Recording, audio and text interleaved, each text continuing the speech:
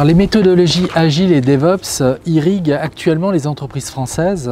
Dans ce contexte, pourquoi le test est-il devenu incontournable pour sécuriser le succès de ces projets? Alors effectivement, les tendances à l'adoption à l'agilité ont pris le pas en France. Pour illustrer ce propos, on peut s'appuyer sur les chiffres qu'ont pu mettre en évidence les observateurs.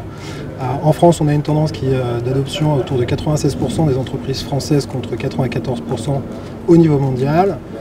On observe une tendance un peu plus faible pour l'adoption au DevOps qui est d'une tendance à 84% en France contre 88% au niveau mondial. Les activités de testing ont toujours existé, mais pourquoi sont-elles devenues plus importantes sur ces projets DevOps et Agile? De manière générale, le test est omniprésent sur les projets informatiques, qu'on soit sur des modèles traditionnels en V que sur des modèles agiles. Par le passé, effectivement, on était plus préoccupé à sortir les projets dans des exigences de coûts, de délais et de budget.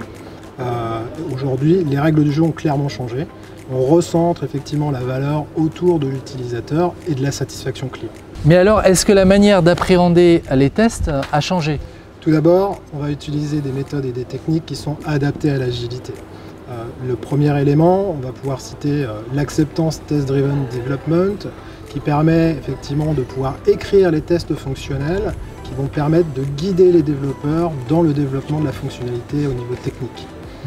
Le deuxième élément, c'est une technique qui s'appelle le Behavior Driven Development, ou BDD, qui permet d'écrire des tests fonctionnels automatisés via un langage naturel compris de toutes les équipes, tel un product owner, un développeur, un testeur, qui permet avec un langage Gherkin de pouvoir être automatisé.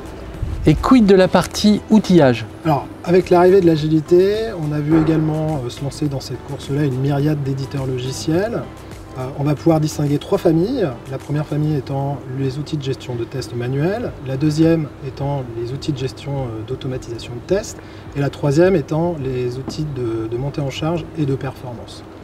Pour le premier point, sur la partie outillage de gestion de tests, on peut identifier différentes solutions majeures. On va pouvoir citer notamment Microfocus, qui apporte une solution de bout en bout en mettant au cœur de sa solution Octane la qualité logicielle.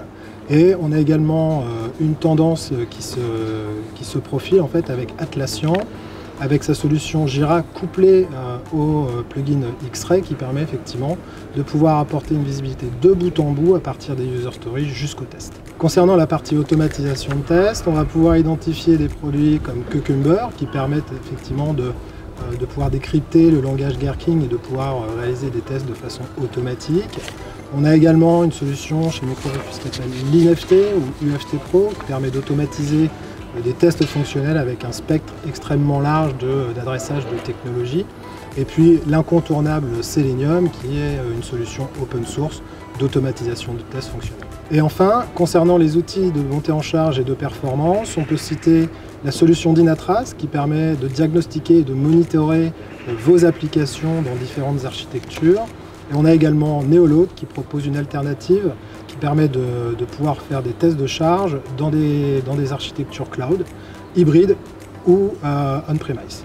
On l'a bien compris, le test prend une position d'autant plus centrale dans tout projet Agile et DevOps. Alors comment, selon vous, doit-on s'y prendre pour mettre en place une organisation de test efficace pour répondre aux enjeux de l'agilité et du DevOps? Alors pour répondre à ces enjeux, il y a 4 facteurs clés de succès qui permettent de mettre en place une organisation de test efficace. En 1, on va retrouver l'organisation. Effectivement, toutes les entreprises n'ont pas les mêmes contraintes et les mêmes enjeux. Et donc il s'agit de s'adapter à cette organisation et de trouver les moyens et dispositifs pour l'accompagner dans sa montée en maturité vis-à-vis de l'activité de test. En 2, il s'agit d'être accompagné par des professionnels du test. On l'a vu avec l'arrivée de l'agilité, les compétences des testeurs ont largement évolué. On demande aujourd'hui à des testeurs d'être des testeurs manuels, des personnes qui savent automatiser, des personnes qui savent discuter avec des product owners, ainsi qu'avec des développeurs. Ce spectre de compétences cross-fonctionnelles, effectivement, n'est pas adressé à tout le monde. Donc il s'agit effectivement de s'adresser aux bonnes personnes de manière à faire les bons tests dans des bonnes conditions. En 3, on va retrouver les méthodologies. on en a parlé un tout petit peu tout à l'heure, on adopte des techniques et des méthodes qui sont adaptées au contexte agile. Donc il s'agit d'en avoir la maîtrise pour être en capacité de pouvoir gérer les risques au niveau du projet et de les partager avec l'équipe agile. Et enfin, dernier point, la partie outillage. Tous les outils ne sont pas adaptés à toutes les organisations, donc il s'agit effectivement de faire un premier diagnostic pour identifier quels sont les outils qui vont apporter un maximum d'efficacité à l'organisation. Alors pour conclure, une question un peu provoque, faut-il obligatoirement se faire accompagner par des experts du test pour entreprendre ce type de démarche? Non, bien sûr. Effectivement, qu'on soit une PME ou un grand groupe du CAC 40, on n'a pas les mêmes exigences pour mettre en place une organisation de test. Pour autant, ce que je recommande à la plupart de mes clients, c'est d'abord de poser un premier diagnostic, d'être accompagné par nos experts qui vont pouvoir identifier les forces et faiblesses de leur dispositif et être en capacité de les recommander sur leur montée en maturité.